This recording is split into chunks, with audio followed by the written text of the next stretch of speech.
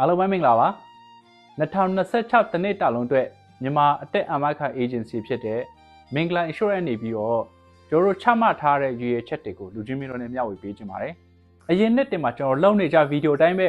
ကျွန်တော်တို့ Mingla Insurance Agency ရဲ့ရည်ရွယ်ချက်ကနှစ်ခုပဲရှိပါတယ်ပထမဆုံးတစ်ခုလည်းဖြစ်တဲ့အရေးကြီးဆုံးလို့ပြောရလည်းရတယ် Life Insurance လို့ခေါ်တဲ့အသက်အာမခံနဲ့ပတ်သက်ပြီးတော့မတိနားမလဲသေးတဲ့ကျွန်တော်တို့မြန်မာတိုင်းသားတွေနဲ့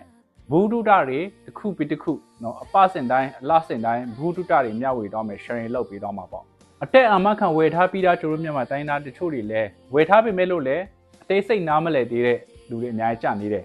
သူတို့အတွက်လည်း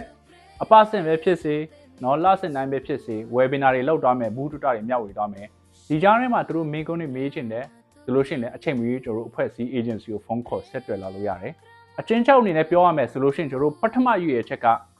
Life Insurance အကြောင်းနဲ့ပတ်သက်ပြီးတော့မတိနားမလဲသေးတာပဲဖြစ်ဖြစ်သိရှိနားလဲပြီးထပ်ပြီးအသေးစိတ်သိချင်သေးတာပဲဖြစ်ဖြစ်ကျွန်တော်တို့ agency ကနေပြီးတော့ဘူးဒုတာတွေမျှဝေသွားမယ်ပြီးတော့ Mingla Insurance ရဲ့ဒုတိယရည်ရွယ်ချက်ကဒါအရေးကြီးဆုံးလို့ပြောလဲရတယ်เนาะကျွန်တော်တို့တိရုံနဲ့မပြီးဘူးเนาะတိလဲတိတယ်ပြီးတော့အတက်အမခံလဲဆောင်ထားရမယ်ကျွန်တော်မြန်မာတိုင်းသားတွေအများကြီးကြာနေသေးတယ်เนาะ Life Insurance လို့ခေါ်တဲ့အတက်အမခံမဆောင်ထားသေးတဲ့ကျွန်တော်မြန်မာတိုင်းသားမိသားစုအများကြီးပဲသူတို့အတွက်အနည်းနဲ့အများ life insurance အယောင်ပေးခြင်းနဲ့သူတို့ဝယ်ထားခိုင်းစေခြင်းနဲ့ကျွန်တော်တို့ငွေရေးကြေးရေးနဲ့ပတ်သက်ပြီးတော့ချမ်းသာကြွယ်ဝဖို့ဘဝတည်ဆောက်တဲ့နေရာမှာ life insurance ကအင်မတန်မှအရေးကြီးတဲ့ financial product လေးတစ်ခုဖြစ်ပါတယ်။ဒါကိုပထမအဆင့်အနေနဲ့ဘူတုတတွေမျှဝေသွားမယ်ပြီးတော့အခုကျွန်တော်ပြောတဲ့ဒုတိယအဆင့်ကတော့ life insurance ကိုအနည်းနဲ့အများ